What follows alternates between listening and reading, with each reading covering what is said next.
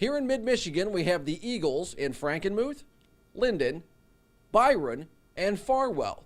We have 3 Cardinals, 3 Panthers, 3 Chargers, Cavaliers, and Tigers.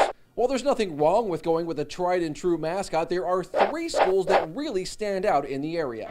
Our journey starts here on campus at Gladwin High School, where the Flying G's have been a thorn in opponents' sides for decades. But what exactly is a Flying G? I have no clue at all. Because we soar to the top and we fly through and win. I think it's a bird. It's like an eagle. There's a big eagle in the gym, like a goshawk, I think it's called. A goshawk is a fairly common small bird of prey found here in mid-Michigan, but the Flying G's are unique in that they're the only one of their kind in the entire country. Can I help you, sir?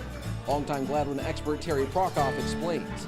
We have records dating back to January 19th, 1938 in the Gladwin Sparks, which is a high school paper.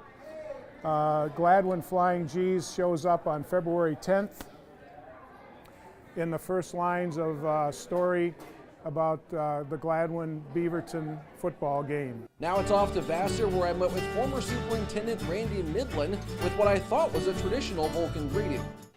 Live long and prosper. Thank you very much. However, you're here on the story of our mascot, the Vassar Vulcan. He was in existence way before Spock was ever around. Vassar is a city that used to be an industrial leader in the thumb thanks to the foundry that once specialized in gray iron, ductile iron, and steel castings. But how did the foundry lead to the school naming themselves the Vulcans? No comment. I'm just a foreign exchange student, so. It's an ancient mythical god, and he was actually a blacksmith on top of the Greek mountain, and he got kicked off. So it's a pretty unique and pretty cool thing to be a part of. A Vulcan in Greek mythology is the god of fire and forge. We had the Vassar foundry here. Vassar eventually became the industrial city of the thumb, and I think there was a connection with the foundry, and he is depicted in most places and most pictures with a hammer. And it's always hammer time in Vassar. That is a powerful story. The last leg of our tour takes us to Goodrich, where the Martians landed a long time ago, but not in a spaceship. Kids, any idea what I'm talking about?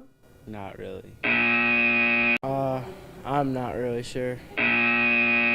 For the details of the story, I had a close encounter with John Dorr, who coached and taught at Goodrich for 38 years. In the 20s, they started having sports teams. They picked the name Goodrich Gladiators. They hired a young Latin teacher, and she also taught Roman mythology about the gods and goddesses. Mars was the Roman god of war. This combination of Goodrich Rural Agricultural School, Mars, the god of war, and an agricultural deity, the kids voted to change the Goodrich Gladiators to the Goodrich Martians.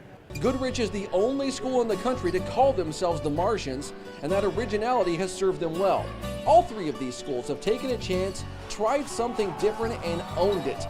And for them, their identity is everything. It has been for the better part of a century, and they're not going anywhere.